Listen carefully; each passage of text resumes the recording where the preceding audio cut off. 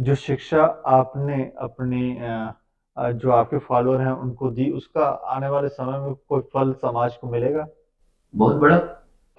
सत्य कहेंगे, सत्य लिखेंगे, सत्य चलेंगे। इस समय संसार में काफी उथल-पुथल मची हुई है। कहीं भूकंप हो रहे हैं, तो कई अजीब-अजीब तरह की चीजें हो रही हैं। कई बार हमने एक जानने की कोशिश की कि मानव जीवन का उद्देश्य आखिर है क्या? क्या लोगों को इस बात की जानकारी है?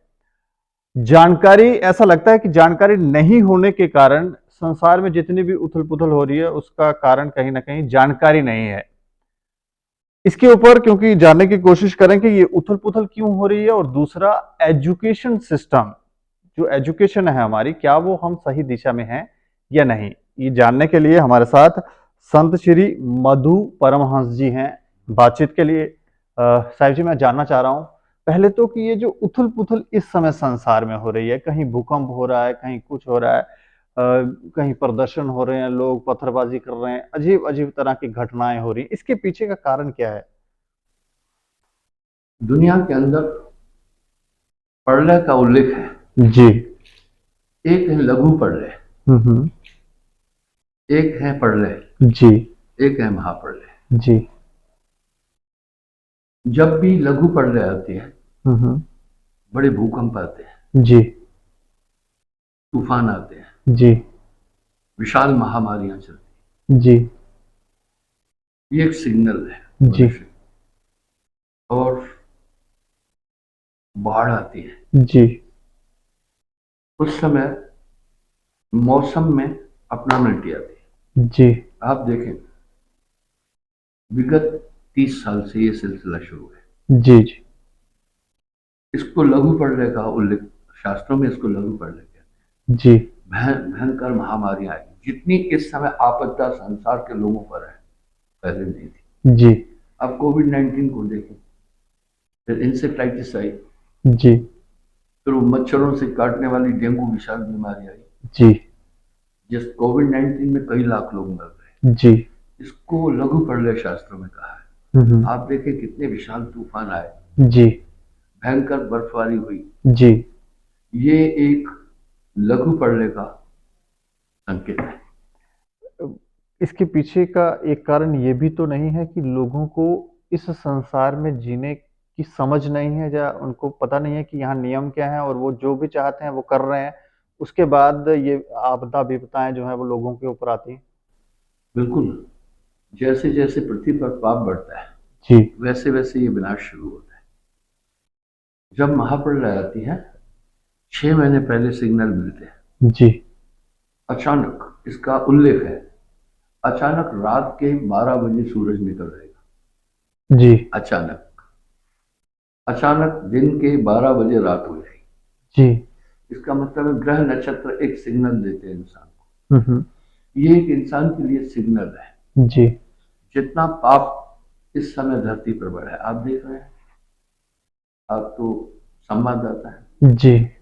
इस तरह से पिछले 20-25 साल से प्रकृति भी अपना तरीका बदल रही है। जी।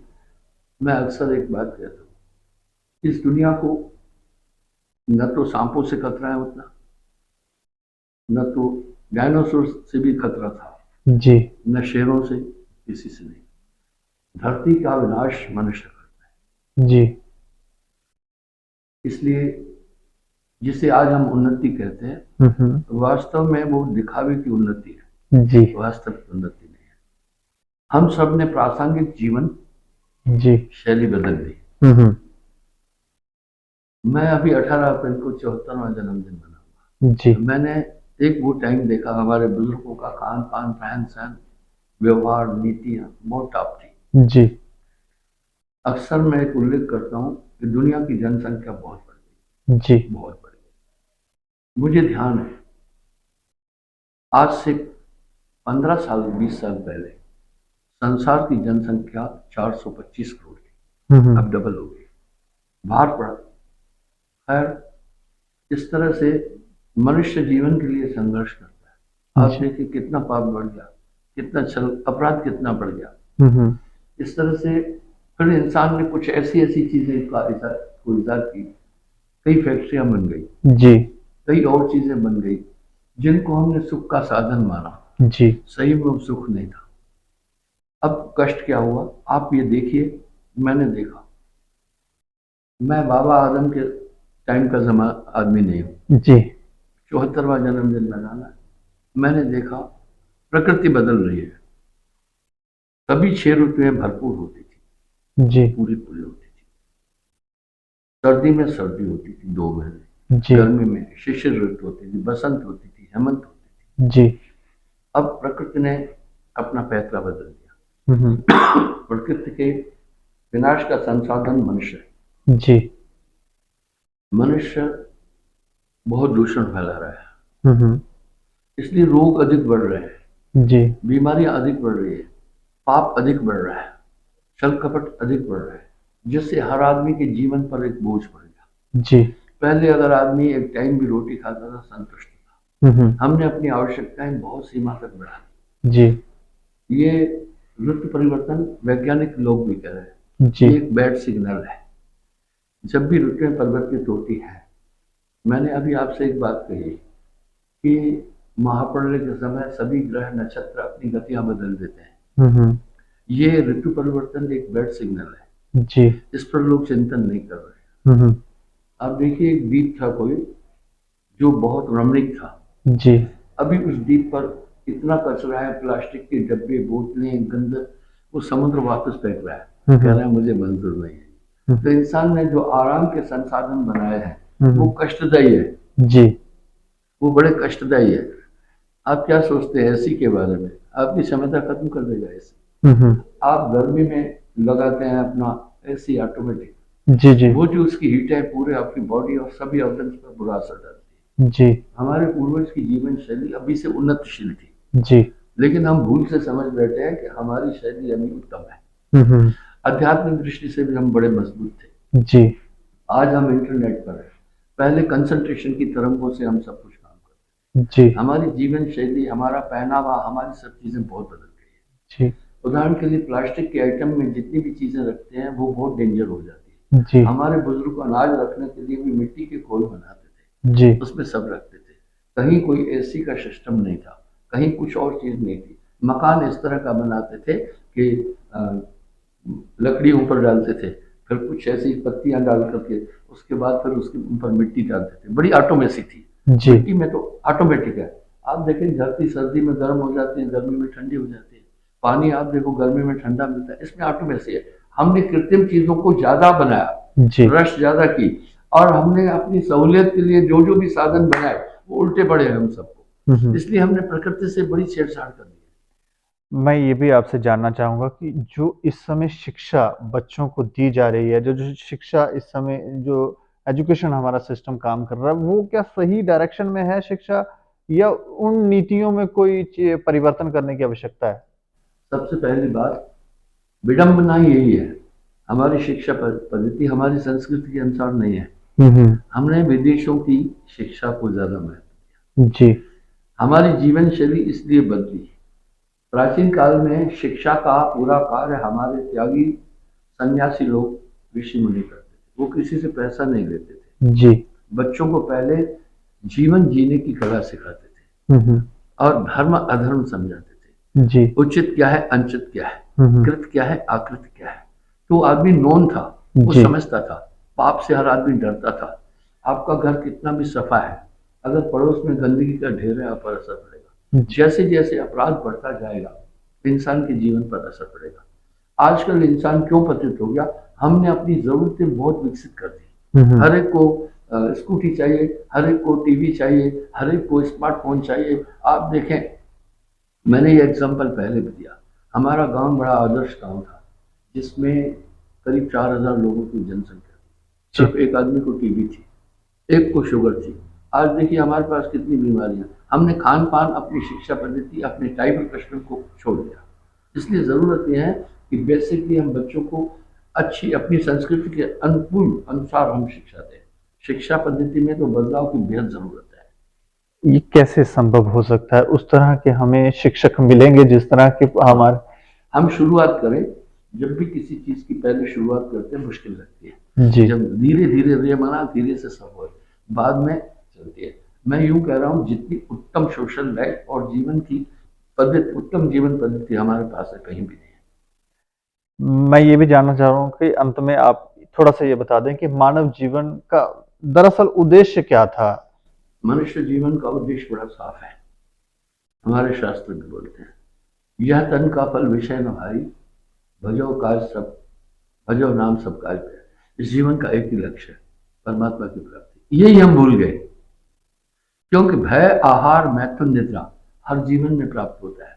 जो एक इंद्राणी के साथ इंद्रासन पर विषय भोग का आनंद अनुभव करता है, वही सूकर शुक्राणी के साथ कीचड़ में करता है। भय आहार मैथुन निद्रा हर प्राणधारी में है। ये जीवन इसलिए नहीं मिला है, शुद्ध दुर्लभ है, आत्मा के कल्याण के लिए मिला है। इसलिए आदमी ये भी भूल गया, अनात्म जीवन जीने लगा, मानसिक और काम क्रोध लोभ मोह अहंकार उस जीवन में जीने लगा, अशांत है। गोधन गजधन गाज धन सब रत्न धन खान, जब आवे संतोष धन सब धन धन समान।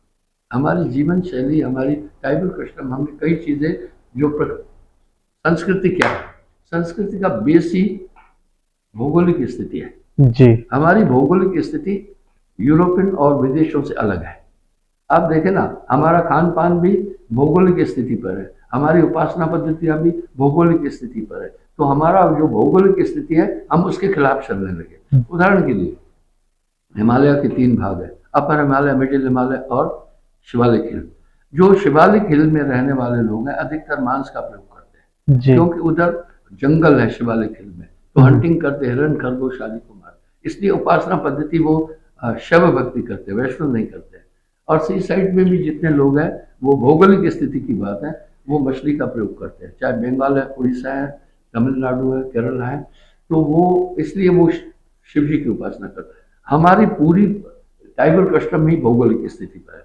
जो गंगा और सिंधु के मैदान में लोग रहने वाले हैं, गंगा और जमुना के, वो वैष्णव हैं और वो शाकाहारी है।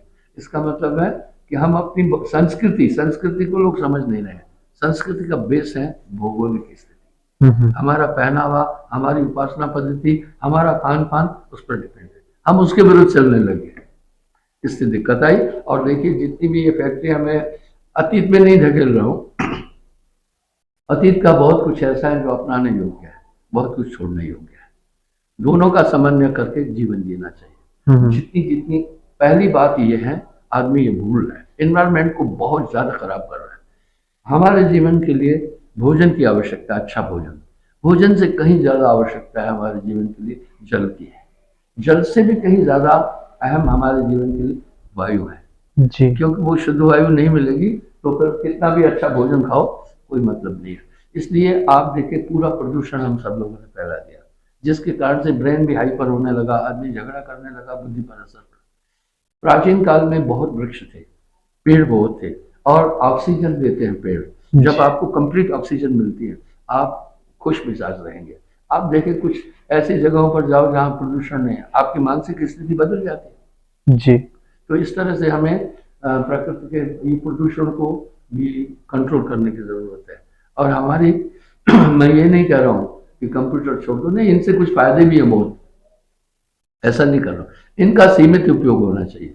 छोटे छोटे बच्चों को आप दे देते हैं मोबाइल, उसकी रेज इतनी डेंजर है कि आप पूछिए नहीं, वो चश्मा पहन कर बैठते हैं। तो हमारे विद्यालय में, मिडिल स्कूल था मेरे गांव में, एक आदमी भी चश्मा नहीं पहनता था। स्कूलों में जाकर आप देखिए, इसकी जो तीव्र रेज जो आती है, आंखों को डिस्टर्ब करती है, सिर्फ आंखें नहीं, ब्रेन को करती है। आप विद्यालय में जाकर देखिए। हमें अपने संस्कृति के अनुकूल जीना है। अब मैं ये नहीं कह रहा हूँ कि विदेशों की अच्छी चीजें नहीं अपनाओ, नहीं, मेरा मंतव्य ये नहीं है, उनका समावेशन करके हमें जीना है। जो शिक्षा आपने अपने जो आपके फॉलोअर हैं उनको दी, उसका आने वाले समय में कोई फल समाज को मिलेगा? बहुत बड़ा। वजह जो यहाँ साहिब की भक्ति को अपनाता है, पहले हम उसको 7 सिद्धांत बताते हैं। सत्य बोलना, मांस न खाना, शराब न पीना, परिस्थिति का मन करना, चोरी न करना, जुआ न खेलना, हक की कमाई करना। समाज पर असर नहीं पड़ेगा। इस तरह से धीरे धीरे मैं मोर देन मिलियन लोगों को दीक्षा दे दिया, तो उनके बच्चे भी तो उधर आ रहे हैं। किसी भी शुभ काम का स्टार्ट तो कीजिए, पहले छोटे से ही कोई काम होता है, उसके बाद फिर आगे बढ़ता है। आप बिरला को देखिए, कितना यानी उतना धन नहीं था, आज अमीरों में गिने जाते हैं। धीरे धीरे रे मना धीरे से सब हो। हम स्टार्ट तो करें ना, तो उससे जो हम शिक्षा दे रहे हैं असर पड़ेगा। वो पाप नहीं कर रहे, किसी को परेशान नहीं कर रहे, मांस और शराब का सेवन नहीं कर रहे। ये सब हम प्राकृतिक रूप से भी हमारे लिए हित करने हैं। अब देखें, शराब पीने से बुद्धि और मानसिक संतुलन खराब होता है, और मनुष्य डॉक्टर सैमुर के अनुसार भी शाकाहारी प्राणी है। इसका स्नायु मंडल वैसा बना है, हम मांस खाने लग गए, और इससे भी शरीर पर कुप्रभाव पड़ा। जी, आने वाली ये जो शिक्षा आप दे रहे हैं, क्या ये शिक्षा स्कूलों में भी शुरू की जानी चाहिए? अध्यात्म तो बहुत जरूरी है जीवन के लिए, और स्कूलों में भी अगर हो तो बेहतर है। सबसे पहले आदमी को बताना कृत क्या है, अकृत क्या है, पाप क्या है, पुण्य क्या है।